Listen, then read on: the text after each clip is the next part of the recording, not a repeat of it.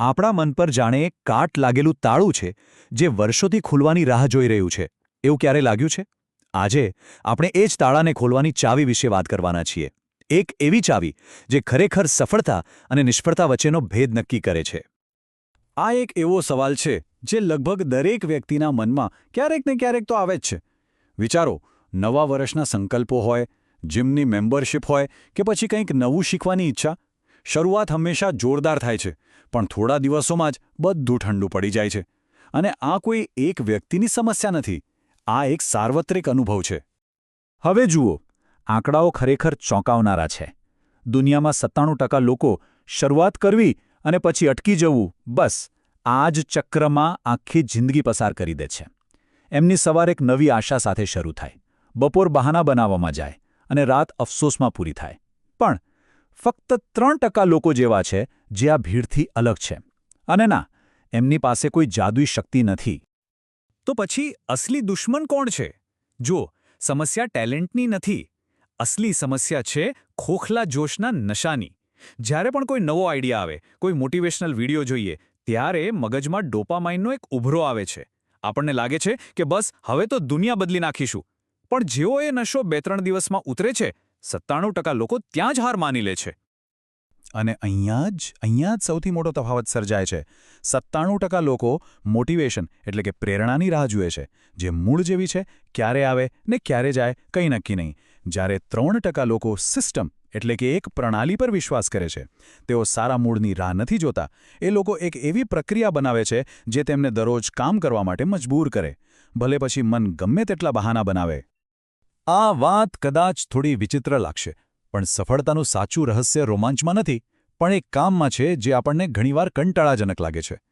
જે 3% લોકો છે ને, એમની અંદર એ જ કામ વારંવાર કરવાની અદ્ભુત ક્ષમતા હોય છે, જે બાકીની દુનિયાને બોરિંગ લાગે છે. એ દરરોજનું પુનરાવર્તન, એ જ એમની અસલી તાકાત છે. તો સવાલ એ છે કે આ માનસિકતા કેળવવી કેવી રીતે? આ માટે નેપોલિયન હિલે તેમના સંશોધનમાં 7 મુખ્ય સિદ્ધાંતો આપ્યા છે, જે એકદમ મજબૂત માળખું પૂરું પાડે છે. જો આ 7 સિદ્ધાંતો એકબીજા સાથે જોડાયેલા છે. શરૂઆત ક્યાંથી થાય? એક સ્પષ્ટ લક્ષ્યથી. પછી એ મોટા લક્ષ્યને નાના કરી શકાય એવા ટુકડાઓમાં વહેંચવામાં આવે છે. રસ્તામાં નિષ્ફળતા તો આવશે જ, પણ એને હાર નહીં, પણ એક શીખ તરીકે જોવાની છે. આ આખી સફરમાં એવા લોકોનો સાથ જરૂરી છે જે આપણને પ્રેરણા આપે, અને સાથે સાથે આપણા અર્ધજાગૃત મનને પણ સફળતા માટે તૈયાર કરવું પડે છે. અને છેલ્લે સૌથી અગત્યનું, બહુ વિચાર્યા વગર ઝડપથી નિર્ણય લઈને બસ કામ શરૂ કરી દેવું. હા જ તો ચાવી છે.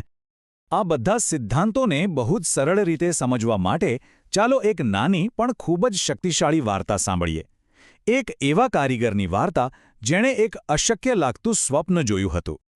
વાર્તા શરૂ થાય એ પહેલાં એક કારીગરનું આ એક વાક્ય ખાસ યાદ રાખજો. એ કહે છે, આ કોઈ જાદુ નથી, આ ગણિત છે. સફળતા કોઈ ચમત્કાર નથી, પણ રોજે રોજના પ્રયત્નોનું એક સીધું ગણિત છે. તો એક કારીગરે નક્કી કર્યું કે તે ગામની સૌથી ઊંચી ટેકરી પર એક મંદિર બનાવશે. આ સાંભળીને આખું ગામ એની મજાક ઉડાવવા લાગ્યો. પણ એણે કોઈને જવાબ ન આપ્યો. બસ એક નિયમ બનાવ્યો, રોજ સવારે ઉઠીને એક પથ્થર ઉપાડીને ટેકરી પર મૂકી આવવો. બસ એક જ પથ્થર. 1 મહિનો થયો, ત્યાં ફક્ત 30 પથ્થરો હતા. 1 વર્ષ પછી ત્યાં પથ્થરોનો એક સામાન્ય ઢગલો હતો. ગામના લોકો કહેવા લાગ્યા કે આ તો ગાંડો છે, પોતાનો સમય બરબાદ કરી રહ્યો છે. 5 વર્ષ વીતી ગયા, અને પછી એક સવારે ગામ લોકોએ જોયું તો ટેકરી પર એક ભવ્ય, સુંદર, નકશીકામ કરેલું મંદિર ઊભું હતું. એ બધા આશ્ચર્યમાં ડૂબી ગયા. આ વાર્તા એકદમ સ્પષ્ટ રીતે સમજાવે છે કે સાતત્ય એ જ દરેક મોટી સિદ્ધિ પાછળનું સાચું એન્જિન છે. મહાન કાર્યો કોઈ એક દિવસના મોટા ધડાકાથી નથી થતા, પણ હજારો નાના પણ સતત પ્રયાસોથી જ સર્જાય છે.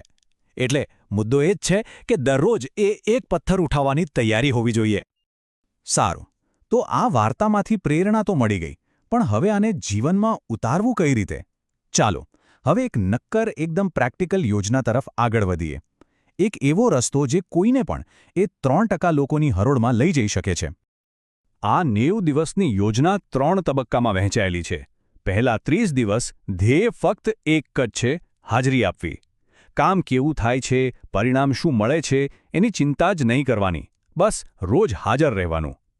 પછીના 30 દિવસમાં એક માનસિક પરિવર્તન આવશે. ઓળખ બદલાશે.